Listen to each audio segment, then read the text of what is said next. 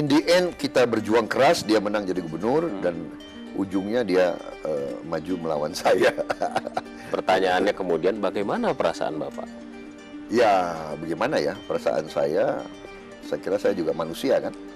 Ya manusia kan punya perasaan. Ya tebak aja sendiri bagaimana perasaan saya.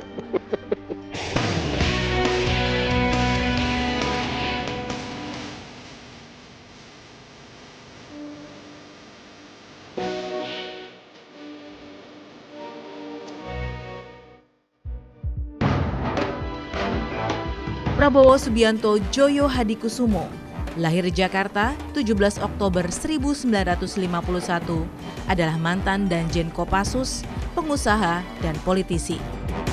Berasal dari keluarga ilmuwan dengan kakek seorang pendiri Bank Negara Indonesia, Margono Djoyo Hadikusumo, dan ayah seorang begawan ekonomi, Sumitro Djoyo Hadikusumo ini, Prabowo menghabiskan masa kecil dengan cerita-cerita kepahlawanan.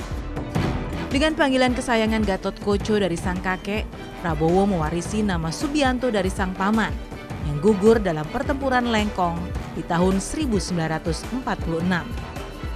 Masa remajanya dilewati dalam masa pertempuran ideologi antara komunisme dan nasionalisme, PRRI, dan pengungsian ke luar negeri. Sang ayah juga mendidik Prabowo agar tidak manja dengan mengirimkannya sekolah ke luar negeri. Di luar negeri jugalah Prabowo cilik kerap alami hinaan sebagai minoritas. Hinaan yang membawa rasa nasionalismenya makin mendalam. Tahun 1983, Prabowo menikahi Siti Hediati Haryadi yang merupakan anak Soeharto. Dari pernikahan tersebut mereka dikaruniai seorang anak, Didit Prabowo, yang menekuni dunia seni dan kini menetap di Eropa.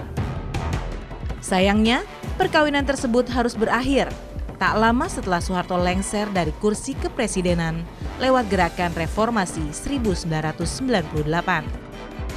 Kini, Prabowo makin serius menapaki karir di dunia politik dengan mencalonkan diri jadi presiden dalam pemilu 2014. Anda menyaksikan 1 jam lebih dekat bersama saya Alvito Dinova Gintings. Ini berbeda dengan format 1 jam lebih dekat yang Anda biasa saksikan karena hari ini kami berkesempatan untuk mewawancara calon presiden nomor urut 1 Bapak Prabowo Subianto yang akan bercerita kepada kita banyak hal yang kemudian juga menjadi referensi Anda kemudian untuk menentukan pilihan Anda dalam pemilu di 9 Juli mendatang, pemilihan presiden tentu saja gitu ya.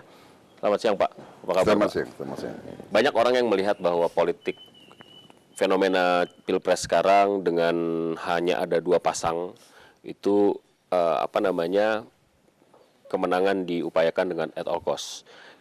Saya tidak tahu sejauh mana Bapak memfollow up atau mengikuti kampanye against Bapak, baik itu kampanye hitam yang sifatnya fitnah maupun kampanye negatif yang sifatnya menjatuhkan dan menceritakan yang tidak baik dari sisi Bapak.